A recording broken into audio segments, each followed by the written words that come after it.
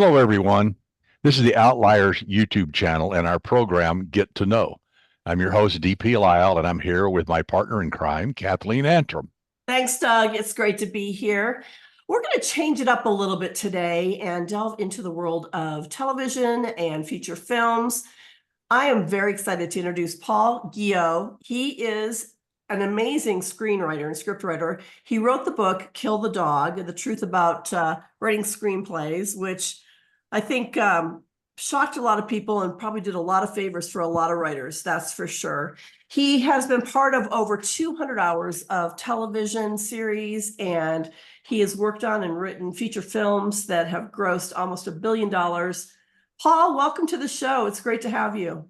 Thank you. I am excited to be here with you. So I hear you're coming over to the dark side and working on a thriller novel. Yes. It's only been 20 years in the making. Oh, trust me, I understand this. I've been working on historical since I think the dinosaurs roamed the earth, so I get it. I get it. But that's the plan. I'm finally on the other side, past the halfway point, the 2/3 point. Actually, I'm hoping my goal is May 1st to have the first draft done. Oh, fantastic. I want to delve into that. But first, I have to ask you my favorite question to ask writers. And we're going to find out if this is similar for screenwriters as it is for novelists. I want to talk about your childhood. Feel free to pull up a recliner or a couch. So I want to find out, what your childhood was like. And if you think your childhood and the way you grew up led to you becoming a writer. And, were you shy? Did you have imaginary friends, etc. So tell us a little bit about you growing up. Yeah, it's a good question. I think many writers had a very, I'll call it unsatisfying childhood. I grew up in very broad definition of that. It was a bit of a dark household. And so I escaped my real world by creating pretend worlds where people were good and happy and nice, and that's the first writing I ever did. I still remember it was in 5th grade. I wrote books. I took construction paper and made the cover of the book jacket, and I wrote these little books about my classmates and just friends, and I realized they were laughing and they liked it, and then I was liked, and that was my very first writing experience. But it was absolutely born out of trying to escape my reality. Wow. So yeah, I get that. Did you have imaginary friends? I did, but they didn't speak to me much. They kind of had their own thing going, but it was sometimes. I mean, I didn't even know. This is how little I knew. Like, I was a sophomore in high school before I ever even learned that being a writer was an actual job. And I had been writing since I was 9 or 10 years old, but I had no idea I was writing. I was just telling stories. I was writing about my imaginary friends. I was writing about my classmates and myself, in the Old West or on a planet somewhere on a spaceship. Oh, cool. Had no idea what I was doing until I was in high school, and I had gotten in some trouble for not being, a good listener in class. And I was in with this, they sent me to a guidance counselor this is how important teachers are in the world and how underpaid and underrepresented they are. This person changed my life. His name was Kevin McGurr, and he was the first person that I felt like actually saw me. And I was 15 at the time, 16. And he's like, "You should be a writer." And I said, "I don't know what that is." "What do you mean be a writer?" And I didn't know television shows that I watched were written. I didn't know movies were written. I hadn't thought about it. Yeah. And at that point, I'd never read any fiction. I had only read nonfiction. And so I didn't even realize that. And another thing he did I'm getting chills right now remembering it. He gave me Douglas Adams' Hitchhiker Guide to the Galaxy books.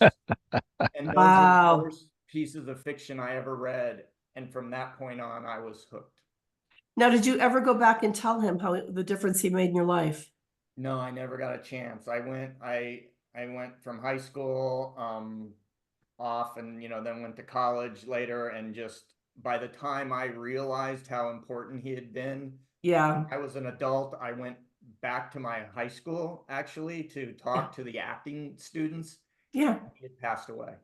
Mm. Oh, well, I'm sure somewhere he knows. Yeah. So So, that's so great. at what age did you decide that you were going to really do this and try to do this for a living?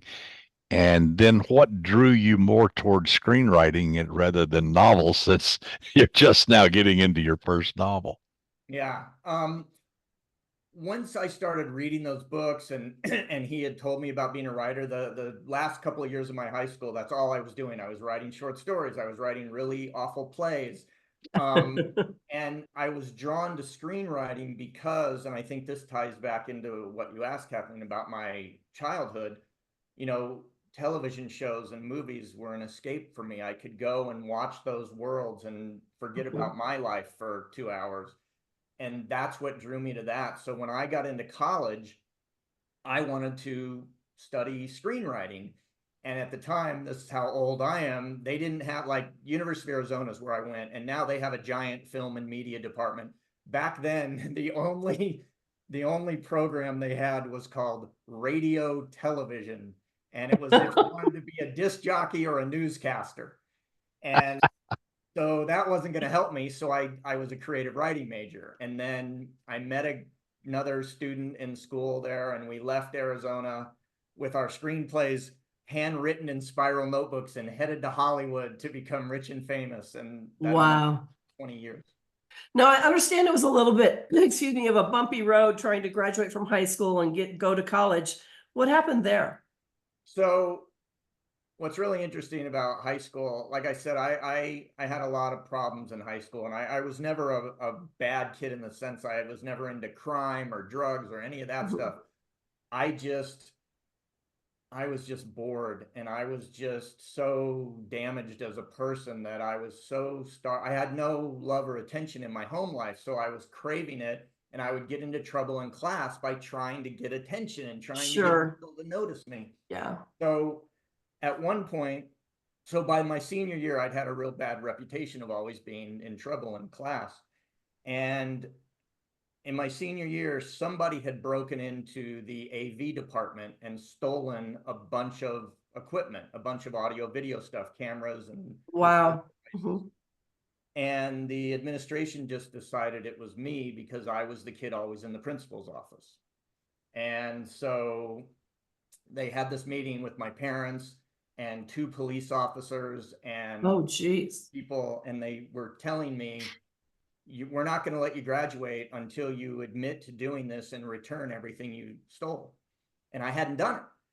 And so in one of the finer moments of my writing life, one of the greatest lines I ever was able to come up with is sitting there in that office. They were telling, my mom's looking at me saying, you're not going to get into a good college. You're never going to get, if you don't graduate high school, blah, blah, blah. And I said, well, then forget it. I'm not going to Columbia University. I'm going to Columbia Pictures. And I got up and I walked out. And a month later, I got my GED, Yeah. and the rest is history. So Wow. That And did that you is, that is actually, a fabulous line. I That know, is I a love that. fabulous line.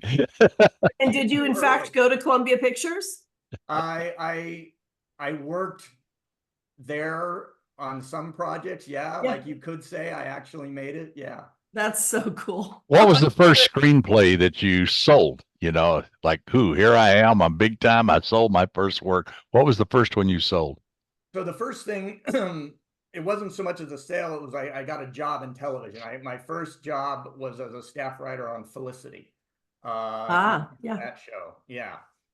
And that was 1999, and I was this young kid, and I had gone to Hollywood. I had learned that handwritten scripts and spiral notebooks were not acceptable. And so I had learned to use, a computer and print stuff out and things. And I had written a bunch of, sample. I was writing I spent 10 years in Hollywood working as a stand-in, and I was just writing all the time. And so Yeah. finally, a script I had written, just a sample, got in front of the right person who gave it to J.J. Abrams, who read it and liked it, and Mhm. interviewed me and hired me. And that was my very first job in the industry. And then I've just been completely blessed. That was 1999. And since then, I think the longest I've ever gone without a job is like 9 or 10 months, not So counting the pandemic. I, Wow. I assume you worked in like a writer's room, with several writers. I think that's a big mystery to most people. What is a writer's room like, and how does it work? How do you work together to create the product? Yeah. It can be the greatest space in the world for a writer, and it can also be horrendous and horrible.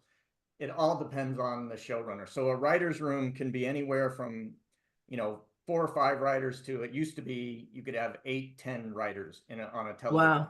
Yeah. That really has been cut down now. The studios really try to, hire as few human beings these days as possible. So the rooms are much smaller. But if you have a showrunner, and that's the head writer, the person in charge of the series and the writers, if they're a quality human and they're secure with themselves and they like their home life, they don't mind going home at the end of the day, the writers room's the greatest place in the world because you're surrounded by fellow writers and everything is sacred in a writer's room. It's like what happens in the writer's room stays in the writer's room. Mhm. So it becomes therapy for all of us. And so many shows, the episodes are directly results from the writers' real life experiences that they, had in the writer's room.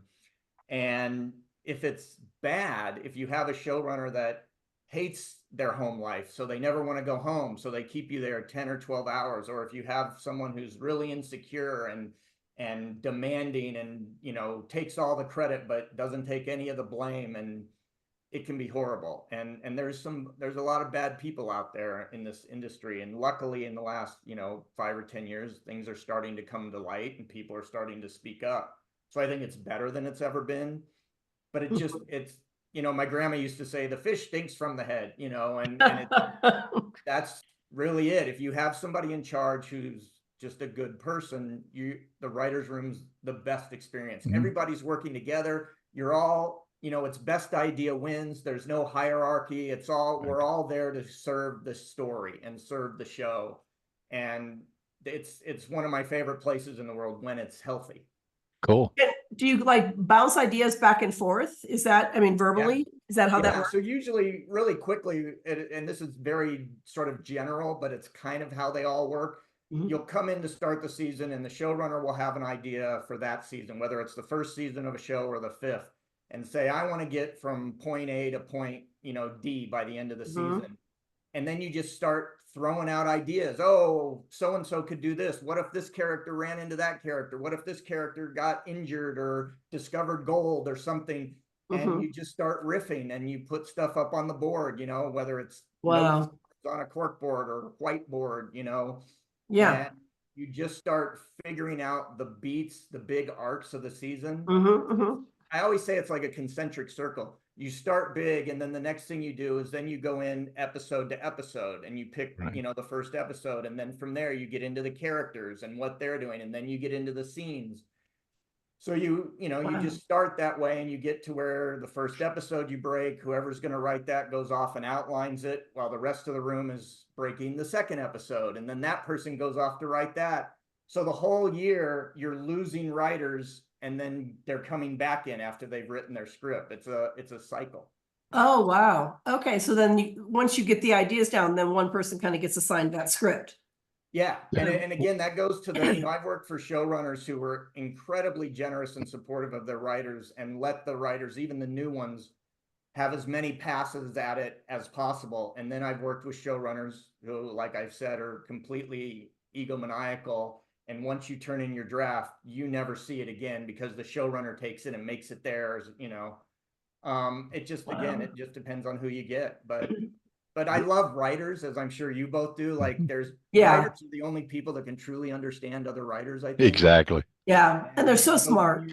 when you're going into an office every day, even in the bad situations, there's this camaraderie and there's this, we're all in the boat together, and it's really Right. like the best friends I have in the world all happen to be writers.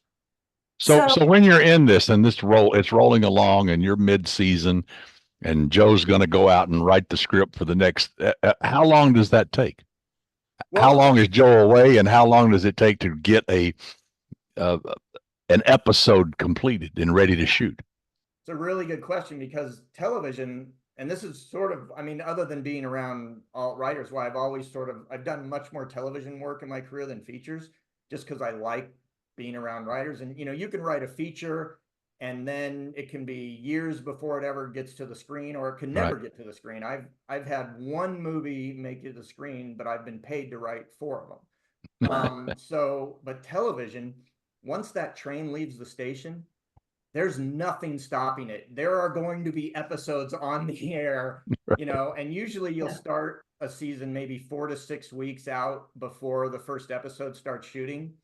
But once day one of production begins, we're making an episode every 7 to 8 days. Like Yeah. Oh, wow. it's just, and it doesn't stop for the entire season. So there is no, oh, I couldn't write today, or I couldn't think of what to do, or Right. I didn't get my episode finished.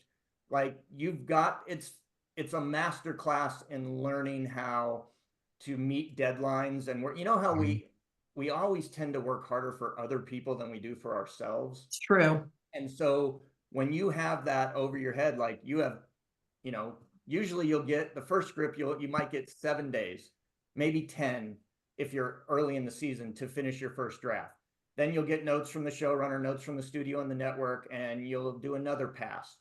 And then depending on the showrunner, they may take it from you more, not so much for ego then, but just for speed and efficiency, because they're much more skilled and experienced and they can write faster. But every show I've ever been on,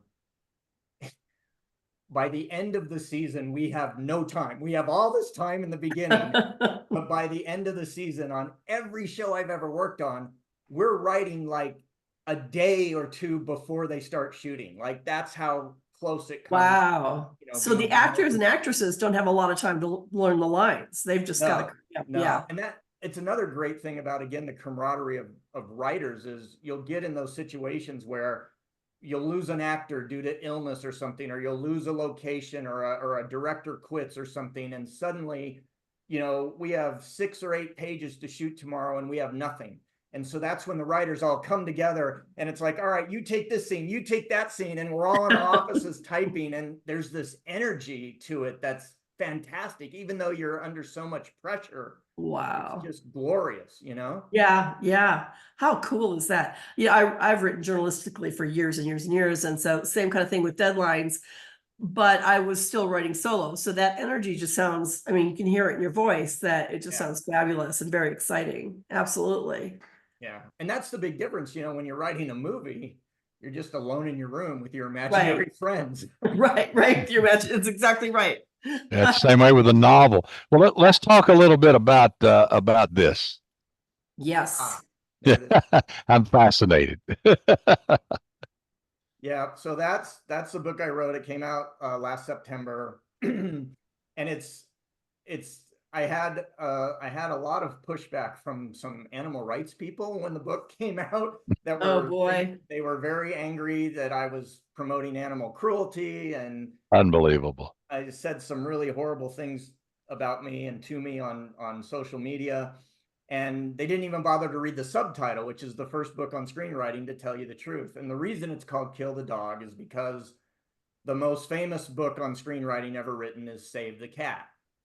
And it's, I think to date, sold like 6 million copies. And the Wow. problem is that everything in that book is wrong about as far as how professional screenwriters write. But it's created this generation of disciples who think screenwriting is simply math. And if you just follow this recipe, this formula, you'll have a great screenplay. Oh no. And what my book is about, the essence is really that screenwriting is writing. It's just like it's screenwriting to prose writing is what sprinting is to a marathon runner or a 10K runner. They're both runners. You're just using slightly different muscles. And what my book promotes is that before a screenplay can ever be a movie or an episode of television or win Oscars or Emmys or any of that, before it can ever get there, it's a read. It's a read on the page. And if that read isn't the best read it can be, it's never going to end up being all those other things, you know? And that's why I take such umbrage. All these screenwriting books, when I sat down to write this book, I literally researched the history of screenwriting books, and over 70 have been written since Sid Field's very first one. And of those 70 some books, only 2 of them were written by working professional screenwriters. Wow. Isn't that And something? that blew my mind. And people would say, oh, well, Save the Cat, he was a professional. And it's like, no, he co-wrote 2 screenplays that were both purchased by the studio where his father worked. And then he never was paid for another screenplay the rest of his career. And he wrote that book after 15 years of unemployment. And he's really bitter and angry in that book. You see, like I have a friend who was really good friends with the author of that book, and talked about he was genuinely a sweet human being. He's passed away. He's a nice guy, but he was so bitter about Hollywood because he truly believed all you need is a great log line and a great, you know, outline, and that's your movie. And he didn't understand why Tony Gilroy and Shonda Rhimes and Aaron Sorkin and all these people are paid millions and millions of dollars, because they're amazing writers. It's not because they have a killer log line, you know? Right. My Yeah, book really absolutely. digs into, it's about the writing. It's not about the math. It's not about the inciting incident here or this happens on this page. It's about creating an emotional response from your reader. Mm-hmm. And Wow. so it's been great. Like people, I've been very, very happy with the response from the book so far. So now you're going to move into our world, into the novel world. Yes. And you're 2/3 of the way through this book, as you mentioned. Are you a pantser? Are you outlining it? How are you approaching this problem? I mean, screenplays, I'm not sure you really outline. You start writing, don't you, and see where it goes? I mean, it kind of is an outline to a certain So extent. it's really interesting you say that. Yeah. So I've learned through my career, and most other professional screenwriters I know, we all outline. I mean, first of all, if you're working for a studio or a television show, you're required to do that. Right. And I've learned that it's just the best way. It makes the writing more efficient. It makes it better and faster. Then I also have friends, you know, our friend Lee Child, among others, who don't outline a thing. They just sit down and start Right. talking. You know, Jack Reacher steps off the bus and he goes from there. What I did, and I think this is why it's taken me 20 years, I started and stopped writing novels probably 4 or 5 times in the last 20 years. Trying to do that, I'm just sitting down and writing. And I would get 30, 40, 50 pages in, and I would hit that wall and never. So what happened this time is I found an old pilot that I had written that never got made.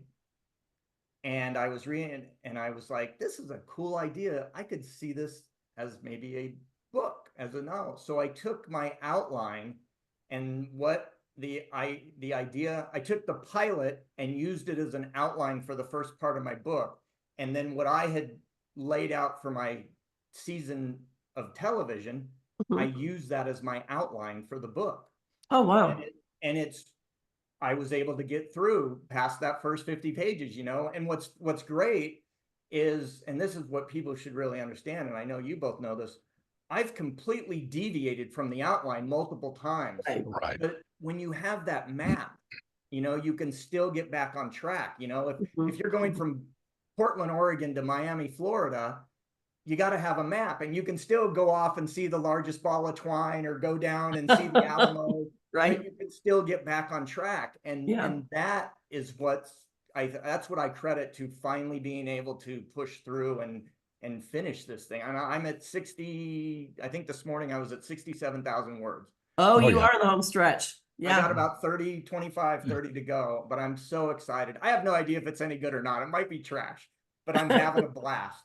Well, Well, do you wanna- we interviewed our mutual friend Lee Goldberg recently, and Lee said that often he just writes the screenplay of the story and uses that as the outline.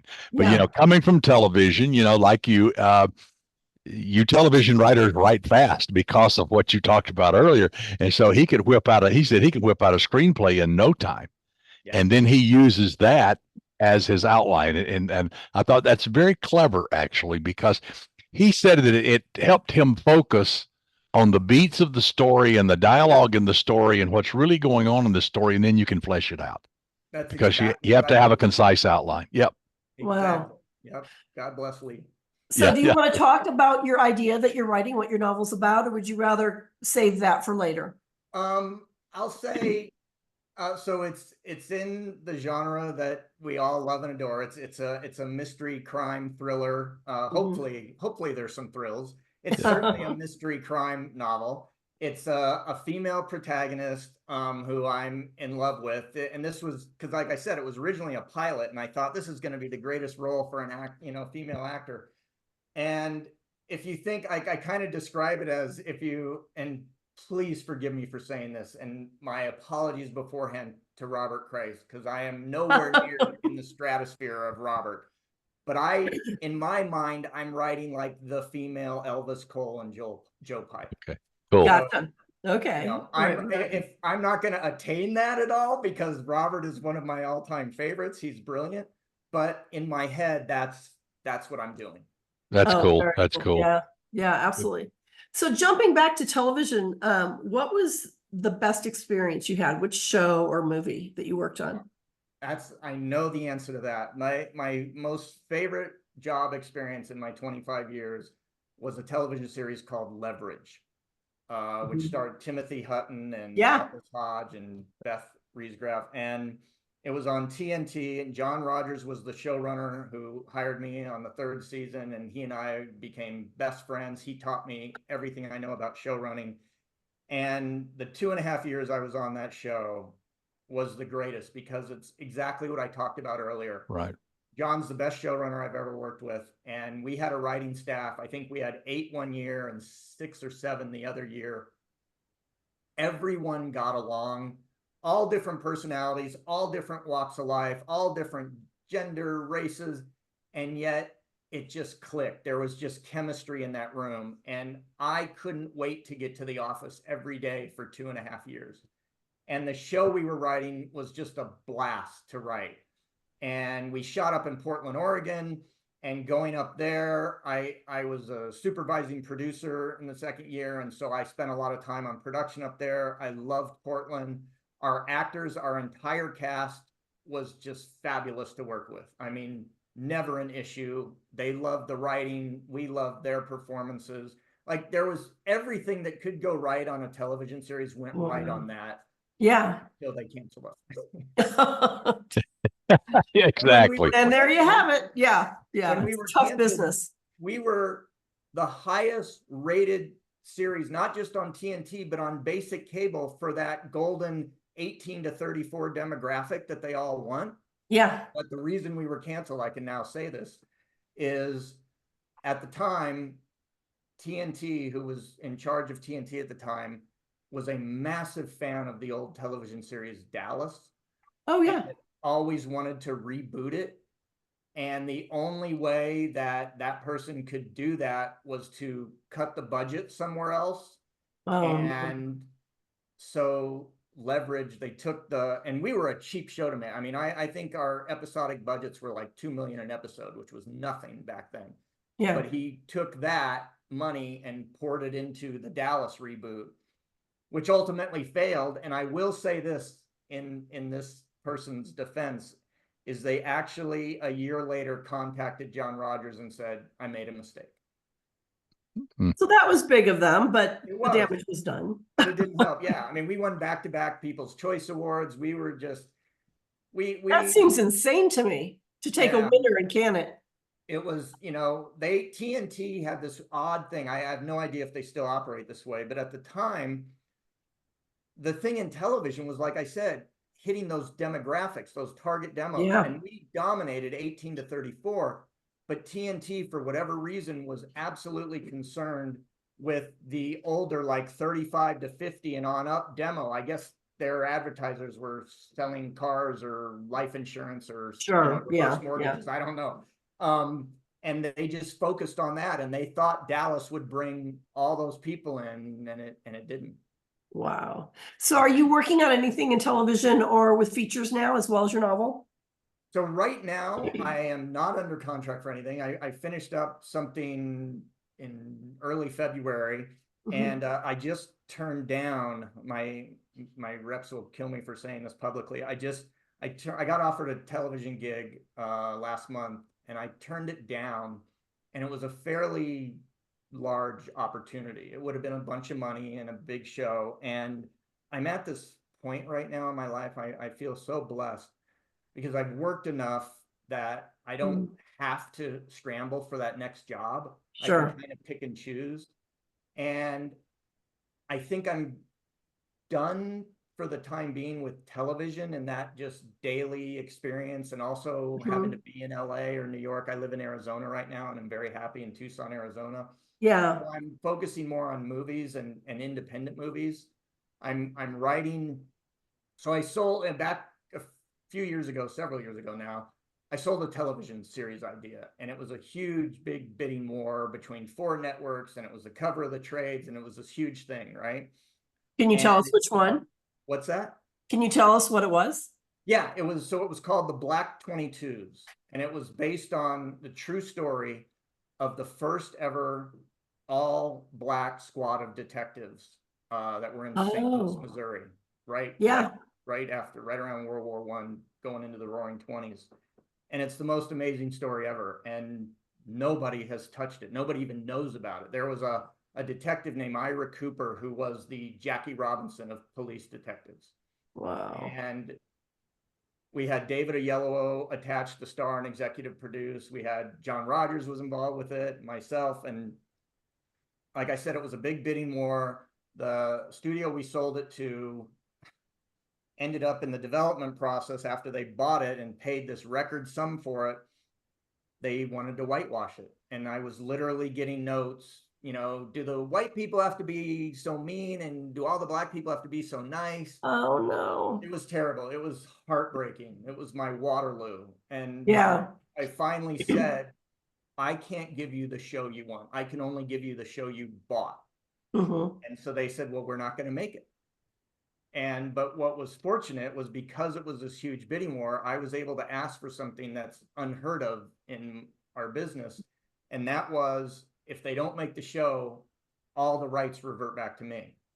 Because we gave up copyright in the 50s in Hollywood. Screenwriters don't have copyright like prose writers do. Once you sell something, even for $1, you don't own any of it anymore. But because of the bidding war, I was able to negotiate that. So all the rights reverted back to me. So now my good friend Jeff Thorne and I are writing the feature version, the movie version of that story. That's what I'm working on now. Oh, cool. That's going to be awesome. I can't wait for that. I hope. I feel like it's a story that needs to be told. It's an amazing story. Like, we'll see. We'll see. Yeah. Yeah. Wow. Wow. Well, Paul, this has been great, and we want to get you back when you get your novel done and sold to a big house and all that stuff. Yep. And actually, at Outliers, we are opening up a publishing wing, so don't count us out as getting in the bidding war for your novel. So, All right. we'll Suspense Publishing has been doing it. Have been publishing for a long time, Over a couple 16 hundred books. years. Yeah, they've been doing it 16 years. Well, John and Shannon Robb are a part of Outliers now. So they're kind of folding Suspense Publishing under the Outlier umbrella. And so we're going to be looking for content to publish. So keep us in mind, and we want to get you back and chat some more. It's always a pleasure. Well, this has been great. Thank you. I'm a huge fan of what you're doing with Outliers. I think it's brilliant. I think everybody should take advantage of what you're offering. It's great. And I would love to be back with you anytime. Oh, awesome. Paul Guyot, thank you so much for being with us. You are fantastic. Can't wait to have you back sooner rather than later, I have to tell you. I'm going to ask our viewers to please click the thumbs up button. It helps our algorithms and gets these interviews out to other people. And if you like what we're doing here, please subscribe. And also, if you have any interest in possibly exploring your own writer talents, and perhaps you want to become a best-selling author, please go to outlierswritinguniversity.com. We've got all best-selling authors and screenwriters teaching all forms of writing. We'd love to have you. And thank you so much. Doug, anything else? Just that concludes this show on Get to Know here on the Outliers YouTube channel. But we will be back with more interviews, as hopefully as much fun as Paul has been. Yes, absolutely. Thank you. Thanks, Paul.